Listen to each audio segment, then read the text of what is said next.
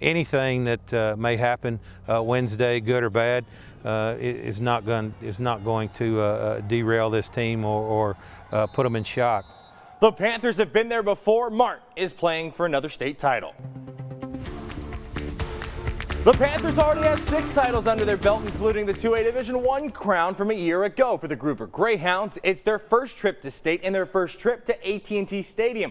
That experience is key for these Mart Panthers, as everyone on the roster for Wednesday night's game was involved in the title run last year in some facet. That means it should be easier to focus on the task at hand in handling Groover.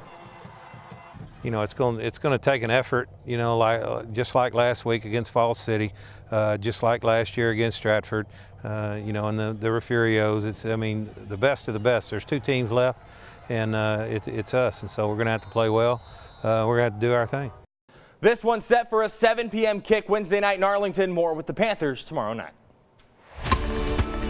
It was sweet, sweet victory for the Crew as they avenged last year's Stag Bowl loss to Mountain Union to win the program's 2nd national championship Friday night. Now it's time to look ahead to 2019 at UMHB. Now that they finished their run through the playoffs, which included 4 games against top 10 opponents in the postseason, the Crew know they earned Friday's Stag Bowl win. But for the underclassmen who made that journey with them, it's the ultimate learning experience for next year.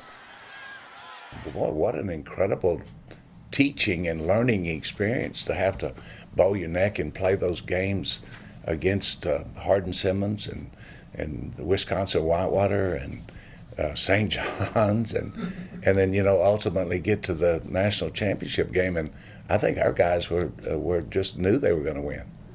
Here's some shocking information. The final rankings came out today. Yeah, the Crusaders are the unanimous #1 at the end of the year, as their 15-game win streak is tied for 3rd in all of college football with, brace yourself, Alabama.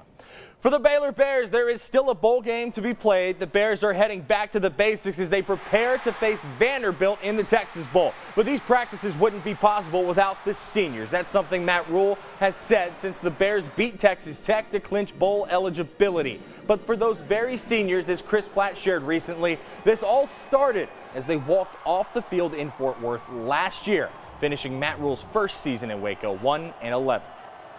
We sat down in the offseason as seniors and then told ourselves, like, what do we need to do to turn this around? And then we said that we needed to be involved more with the underclassmen and to get them on board, to tell them, like, this is the way, and then if they listen, then it's going to be a domino effect. Kickoff for the Academy Sports and Outdoors Texas Bowl next Thursday night at 8 p.m. Fresh off an impressive win at Arizona, the Baylor Bears are building some confidence as they inch closer to Big 12 play. A strong defensive effort which held Arizona to less than 36% from the floor was key for Baylor on the road, but that defense has been good the whole year. The offense truly stepped up in the second half, shooting almost 64% in the final 20 minutes on Saturday. Now they need to make sure those performances weren't flukes with just 3 games to go in December. You're only as good as your last game. Every game matters. And normally you come off told our team last time we snapped Kentucky's 55-game win streak. We came back and lost our next home game against Northwestern. So we got to be ready to go. And the Bears will tip off tomorrow night at 7:30 against the Jacks. Then it's Oregon on Friday before opening conference play January 5th at TCU. Down in Belton tonight, the Crusaders going for their 4th straight win when they host UT Tyler in American Southwest Conference play. A minute in, Brian Long up top, dribbles right wing, handing off for Mike Davis. One dribble, spot up, money from deep. That's the early 3-0 Crew lead. Later on, Colleen Highgrad, Demarius Kress gets the rebound, pushes it up the floor for Long. He flushes it on the other end. Timeout Patriots as the Crew lead 14-5 after jumping out to a 12-0 lead. UMHB wins 96-78, their 4th in a row.